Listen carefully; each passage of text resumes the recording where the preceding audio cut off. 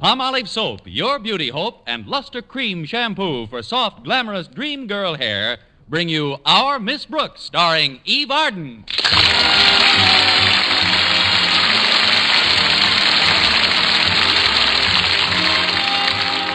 Our Miss Brooks teaches English at Madison High School. And although one day in the life of a school teacher is pretty much the same as the next, at night well, perhaps we'd better let Connie Brooks speak for herself. Although one day in the life of a school teacher is pretty much the same as the next, at night you wish you were dead. Not that I'm bored. How could I be with Mr. Philip Boynton teaching biology at Madison? Of course, every new frog he gets in his laboratory represents an arch rival. But I shouldn't complain. It gives me an added interest in life. Each morning before I get out of bed, I look down to see if I'm getting webbed feet. Somehow, ever since we've been on the faculty together, Mr. Boynton just doesn't seem to think of me as a woman. I can't quite understand that, because when I think of Mr. Boynton, I always think of me as a woman. And I almost always think of Mr. Boynton, or dream about him, like the other morning around 7:25. Oh, of course, Philip. I'd love to go dancing with you. When will you come for me? That's quick work. Connie, it's me, Connie. May I come in? Oh, it's Mrs. Davis. Come in, Mrs. Davis. I thought I'd wake you before your alarm clock went off. It's so loud and nerve-wracking. Oh, I'm pretty used to it by now, Mrs. Davis. I always like to clear my throat before I pour orange juice into it. Well, I guess I better get up and perform my morning ablutions, like they say. You can ablute later, Connie. You stay right where you are. Oh, but Mrs. Davis, it's 7:30. No, it isn't. I set the clock a half hour ahead. But why? Snap. Snap? That's right.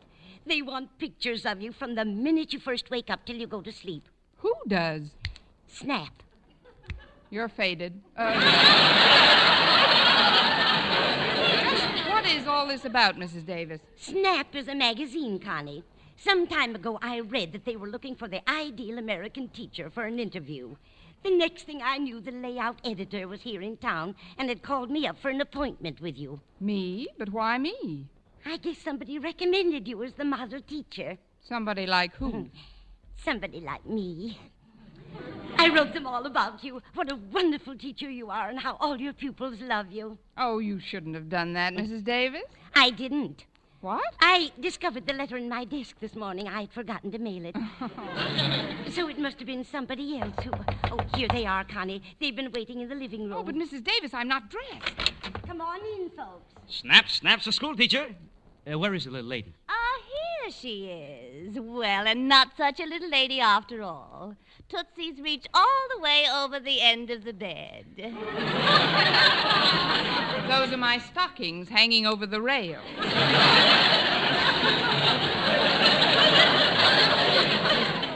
My name is Peterson, Pete to my friends, and this is Miss Forrest. How do you do? If you'll just wait in the living room for a few minutes, I'll get myself Well, assembled. frankly, Miss Brooks, we'd rather start in here. You see, I'm the layout editor. That's nice, but before you lay me out, I'd like to comb my hair and wash my face. I wish you wouldn't. Just put your head back on the pillow for a minute, will you? Oh, but You pose the way the folks want you to, Connie. I'm going to make some breakfast for all of us. Swell, that'll be our second shot. Snap's the school teacher snapping up a breakfast. Good, huh? Very snappy. See you in a few minutes. Now, as I was saying, my dear, we don't want you to do a thing for this picture. Realism is what our readers want. The eyelids practically stuck together, little straggly clumps of hair flopping over the ears, and those little tired lines around a mouth that looks like it just tasted a raw lamb chop. We want you just the way you are. Thank you, dear. Have you picked your pallbearers yet? Oh, shoot that, Pete. That's just what we want. That snarling look when the teacher first gets up in the morning. Got it. Now listen, you Please, two. Miss Brooks. We're going to be together all day. It'll be much more pleasant for all of us if you cooperate. Well, it isn't that I don't want to cooperate. It's just that I don't like to have my picture taken without a little makeup. even if it's only an inch or two like you've got on.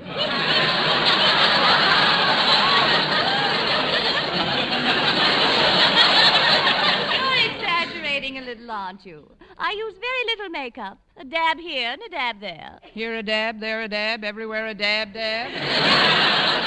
No, Miss Forrest, I'm not sure I really want this spread. I know, dear, but when a woman reaches a certain age, some spread is inevitable. Oh!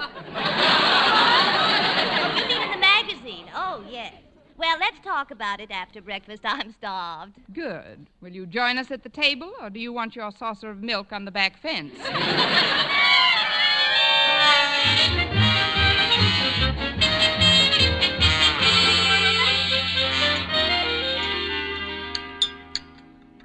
Well, I hope you enjoyed my pancakes.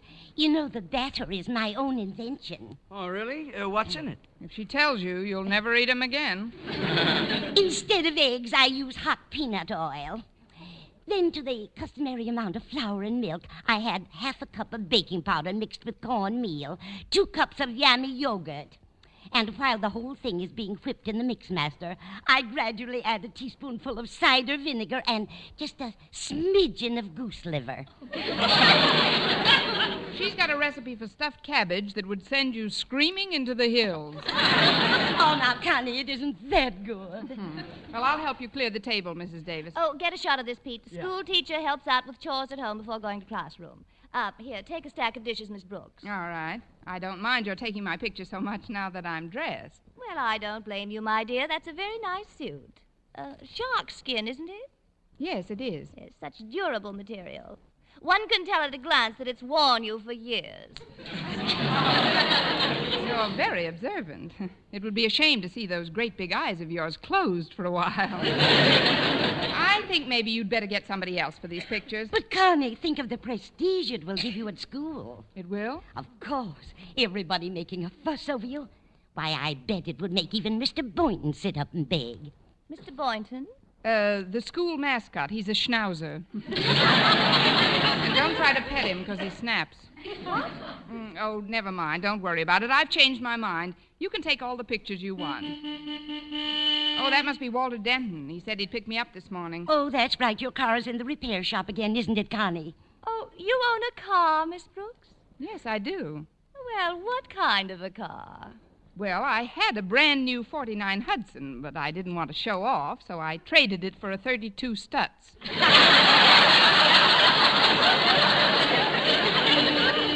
Coming, Walter! Oh, Walter, eh? Must be nice to have a man call for you in the morning. Who is he? The well-known absent-minded professor? No, dear. This one's more your type. Oh? 16 years old, and he can't run very fast. Say, you think Walter will mind if we ride down to school with you, Miss Brooks? Oh, I guess it'll be all right. Come along. Goodbye, Mrs. Davis. Goodbye, Miss Forrest. Thanks for breakfast. See you after school, Mrs. Davis. I'll help you sterilize the mixmaster. Well, good morning, Walter. Boy, somebody looks yummy this morning. Why, Walter, do you really think so? I sure do, Miss Brooks. Where did you meet her? Oh, you mean Miss Forrest. Miss Forrest, Mr. Peterson, meet Walter Denton. They're with Snap magazine, Walter. Glad to know you, Walter. Hi. Well, I'm certainly glad to make your acquaintance, Mr. Denton. What subject do you teach at Madison High? Teach? Oh, I'm not a teacher. Although I do coach some of the younger students in subjects that just naturally come easy to me. Like lunch period and study hall. Well, it was a natural mistake. You seem so gallant, so worldly, Mr. Denton. Just call me Walter. Well, all right, Walter. Then you must call me Stephanie. I must?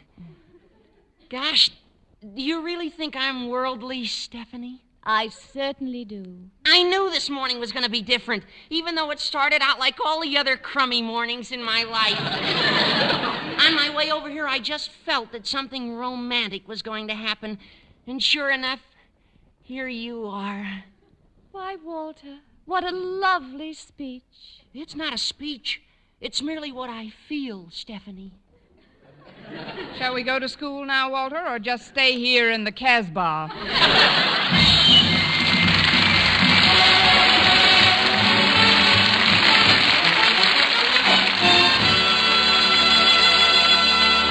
Our Miss Brooks, starring Eve Arden, will continue in just a moment. But first, here is Vern Smith with an important announcement. Ladies, what's your complexion problem? My skin's so dingy. Mine's oily. My skin's dull, coarse-looking. For a lovelier complexion, you must stop improper cleansing. Instead, use Palmolive soap the way doctors advised. Leading skin specialists have now proved the Palmolive plan, using nothing but Palmolive soap, can bring fresher, brighter complexions.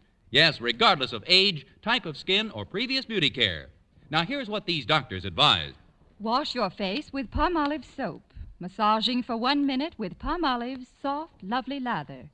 This cleansing massage brings your skin Palmolive soap's full beautifying effect. Rinse. Do this 3 times a day for 14 days. It's that simple. But remember, 36 doctors, leading skin specialists, advise this way for 1,285 women with all types of skin. Dry, oily, normal, young, older. And prove this plan, using Palmolive alone, nothing else, really works for 2 out of 3. So for a lovelier complexion, forget all other beauty care. Instead, do as these doctors advised. Use Palmolive for a fresher, brighter complexion. For loveliness all over, use big, thrifty bath-size Palmolive in your tub or shower.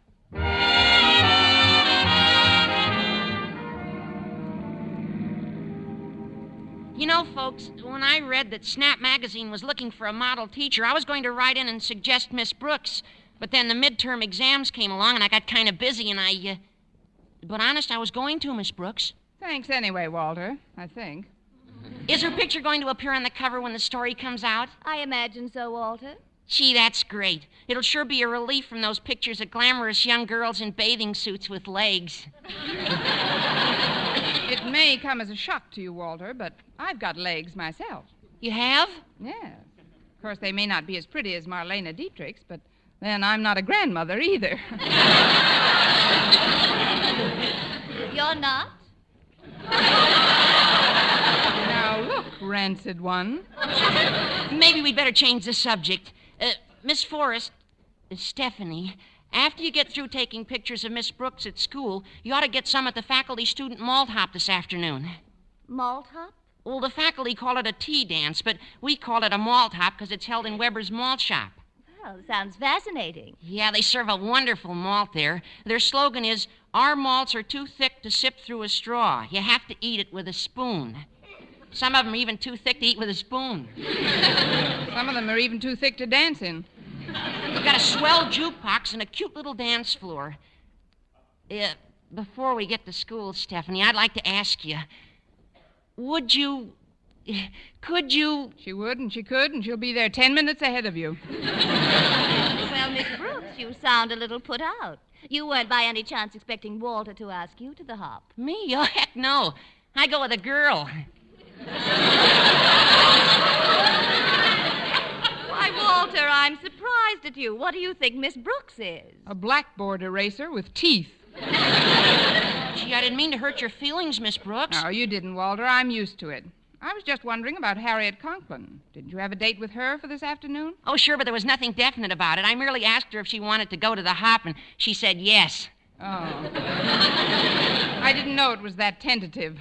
I guess you're going to the dance with Mr. Boynton, huh, Miss Brooks? Oh, do they let schnauzers in?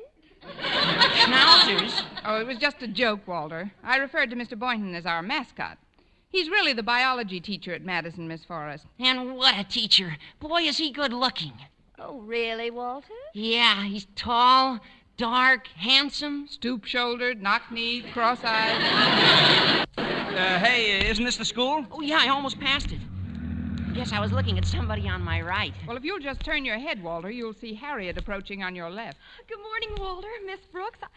Oh, I didn't know you had passengers. Oh, this is Miss Forrest and Mr. Peterson, Harriet. They're here from Snap magazine. How do you do? Hi. If you'll excuse me, I'd like to get some atmosphere shots of the campus. Oh, yes, do that, Pete. Snap has picked Miss Brooks as a model American teacher. Oh, that's wonderful, Miss Brooks. And what a coincidence. Coincidence, Harriet? Yes. When I read about it, I sat right down and wrote them a letter recommending you. Well, thank you, Harriet. But of all the silly things to do, I forgot to put a stamp on it. It just came back the other day. That's just like a child of your age, Harriet.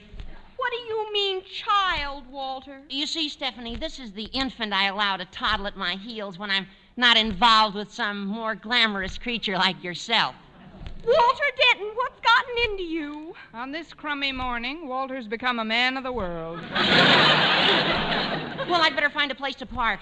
All those that want to better get out here, Miss Brooks. You little hinter, you. Well, I'll go with you, Walter, and then walk you back to school. I was hoping you would. Miss Brooks, I don't like the way that woman looks at Walter. I don't like the way that woman looks, period. She certainly is chic, in a cobra-like sort of way. Has she seen Mr. Boynton yet? Bite your tongue, girl. Well, I think you ought to get permission from Daddy before you go through with this interview. After all, he is Madison's principal. Harriet, you've given me an idea. I must admit I kind of liked all the attention because I thought it would make Mr. Boynton sit up and take notice. But I never stopped to think that he might sit up and notice the wrong thing. Well, maybe Daddy won't consent to the interview. Then she'll have to clear right out. Harriet, you are wise beyond your years. Now, if you'll excuse me, I'm off to beg for your father's unpermission.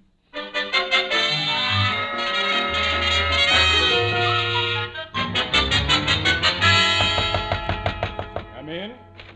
Could I talk to you for a moment, Mr. Conklin? I'm all ears, Miss Brooks. Yes. Mr. Conklin, Snap magazine wants to do a layout on me as a model teacher for 1948. You, Miss Brooks? Isn't it ridiculous? They've sent a Miss Forrest and a Mr. Peterson to take pictures of me and the unpainted school and the overcrowded classrooms and the strained looks on the faces of the pupils. I can't allow that, Miss Brooks. Of course you can't. I mean, you can't? Certainly not. It's beneath the dignity of Madison High. Way beneath, Mr. Conklin. I've always looked upon Madison High and its teachers as my family. And it's the first rule of a family that its problems be kept to itself. Strictly to itself. We should not hang out our wash for every Tom, Dick, and Harry to see. Tom, Dick, and Harry should not see our wash, no. It won't do you any good to argue, Miss Brooks. I've made up my mind. Publicity is nothing but a cheap parasitic device designed to prey on the unfettered appetites of the unsuspecting. Publicity is... Excuse me, the door was open, so... Oh, you must be Mr. Conklin. I've been looking forward to meeting you, Mr. Conklin. I'm Stephanie Forrest of Snap magazine.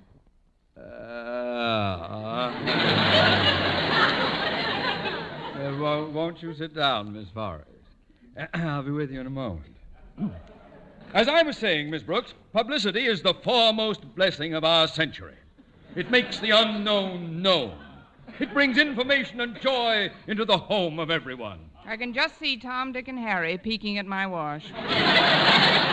Miss Forrest, I was just explaining to Miss Brooks what this wonderful exploitation will mean to Madison High and its problems. Oh, I'm so glad you see it that way, Mr. Conklin. You and I will have to work together on this. I'll need your advice on so many things. Of course, Miss Forrest. Oh. Well, let's not be so formal. You can call me Stephanie. And you can call me Osgood. You can call me a doctor. I'm ill. Well, then it's all settled. I'll get a hold of Pete and we'll start shooting Miss Brooks at once. Fine. I'll bring my own blindfold. Excuse me, Mr. Conklin, but I didn't know you were busy, sir. Well, I am, Boynton. You'd better come back later. So you're Mr. Boynton. Well, no wonder I've heard so much about Madison's biology department. Well, thank you, Miss... Don't look at me. I never saw her before in my life. Miss Brooks has such a quaint sense of humor. My name is Stephanie Forrest. But you can call her Miss Forrest, if you want to live to see your frogs again. Oh, what's that, Miss Brooks? Never mind, Miss Brooks, now, Boynton. What do you mean now? Miss Brooks, will you stop mumbling? Boynton, Miss Forrest here is going to do a story on Miss Brooks for Snap magazine. Oh, really?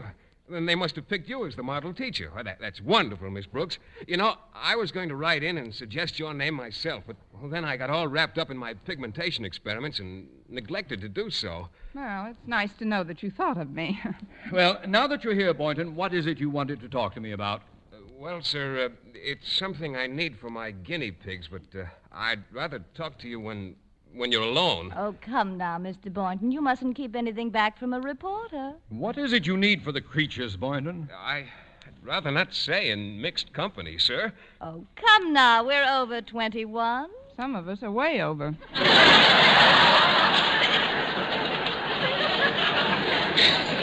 Oh, come on, Boynton, out with it. What do you need for those guinea pigs? Well, if you insist, hormones. Well, that's peculiar behavior. You ran right out of the room. Well, I guess I'd better be running along too, Mr. Conklin. Just a minute, Miss Forrest. Shouldn't we give the quarry a few minutes head start? Right you are. Now.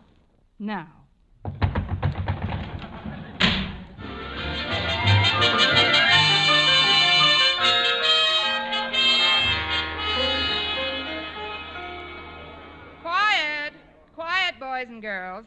As some of you know, I have been chosen by Snap magazine as the model American schoolteacher of 1948. Hooray! Thank you, boys and girls. And now I'd like you to meet Miss Forrest, Snap's layout editor. Quiet, boys. Thank you, class. Now, before we take any pictures, Miss Brooks, would you please ask those boys standing in the back of the room to sit down? They are sitting down, Miss Forrest. They're sitting on the top of the desks. But why? Well, with the room as crowded as it is, I use them as lifeguards. Lifeguards? Yes, they keep the smaller children from being shoved into the inkwells.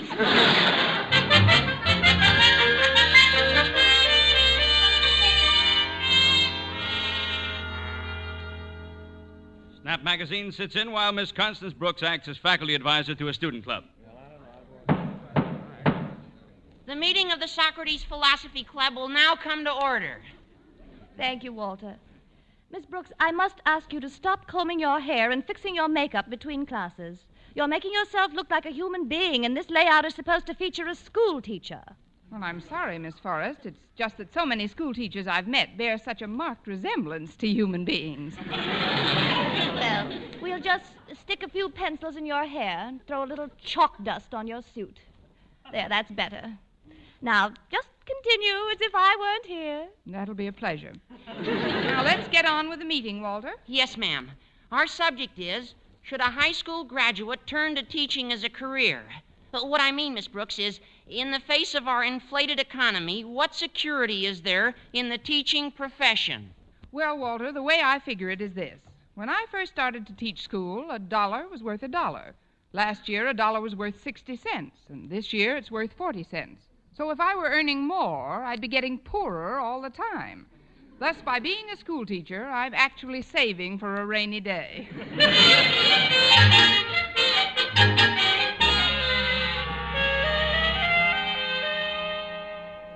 Snap joins Miss Brooks for lunch in the school cafeteria. Thanks so much for getting my lunch, Mr. Boynton. You're very welcome, Miss Brooks. Here's your change. Let's see. I'm the Swiss on rye. You're the stuffed tomato. And, what am I? Now, there's an opening you could drive a truck through. Miss Forrest, is Pete going to take any pictures while I'm eating? In a few minutes. He's getting a bite himself right now. Oh, good. Then you'll have time to smear some mayonnaise on my nose. Frankly, darling, I'm not terribly interested in you at the moment. Mr. Boynton, when we chased you into your laboratory before, you wouldn't tell us whom you were taking to the malt hop this afternoon. Well, I really don't know if I should leave my work. You see... There you are, Stephanie. I've been looking all over for you. You're going to the hop with me, aren't you? Well, I can't tell yet, Walter. Good afternoon, folks. Miss Forrest, as principal of Madison High, I feel that it is my very pleasant duty to invite you to the faculty-student dance this afternoon. Well, really, Mr. Conklin, I don't know if I'll be finished with my work. That is, could I give you my answer after I've eaten? I haven't had a bit of lunch. Oh, I'm sorry, Miss Forrest. I'll go get you a tray. I'll get you a knife and fork. If you just take my arm, Miss Forrest, I'll personally escort you to the steam table. Oh, no, it isn't.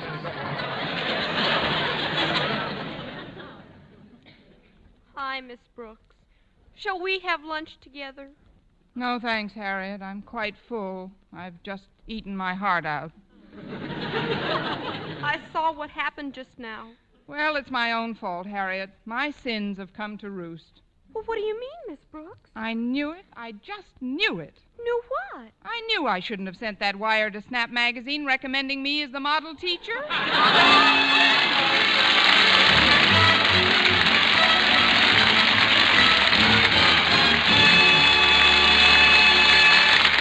Eve Arden as our Miss Brooks returns in just a moment. But first, Dream girl, beautiful luster cream girl.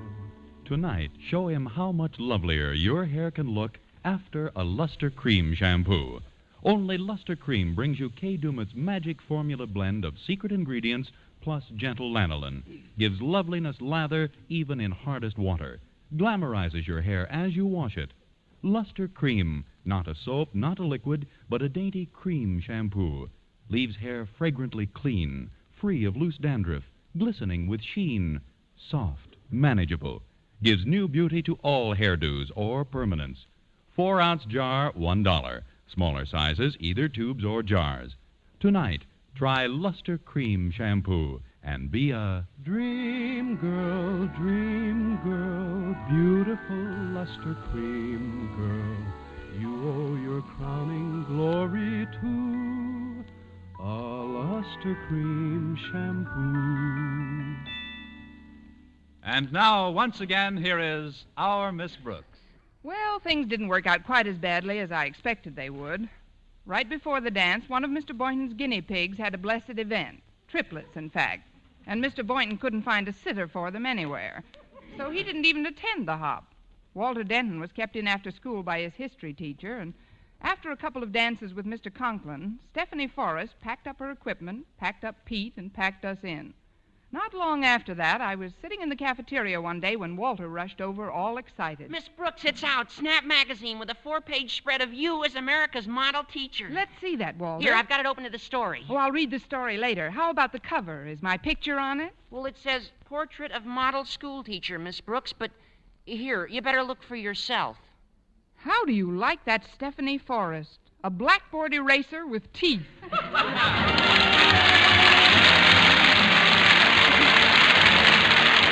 Next week, tune into another Our Miss Brooks show brought to you by Palmolive Soap, your beauty hope, and Luster Cream Shampoo for soft, glamorous dream girl hair. Our Miss Brooks, starring Eve Arden, is produced by Larry Burns, written and directed by Al Lewis, with music by Wilbur Hatch. Mr. Boynton is played by Jeff Chandler, Mr. Conklin by Gale Gordon. Others in tonight's cast were Jane Morgan, Dick Crenna, Gloria McMillan, Mary Jane Croft, and Jack Crucian.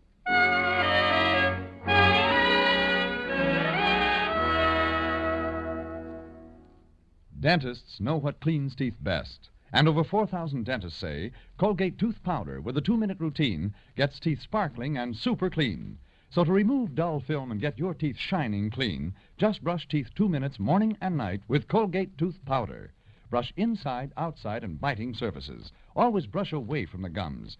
See how this gets teeth naturally bright. It removes dull film that improper brushing misses. And Colgate tooth powder also sweetens your breath. Try it. Buy Colgate tooth powder today.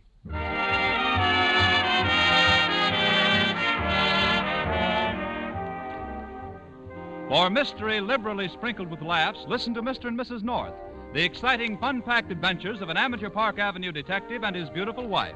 Tune in Tuesday evenings over most of these same stations. And be with us again next week at this same time for another comedy episode of Our Miss Brooks. Bob Lamont speaking. This is CBS, where 99 million people gather every week, the Columbia Broadcasting System.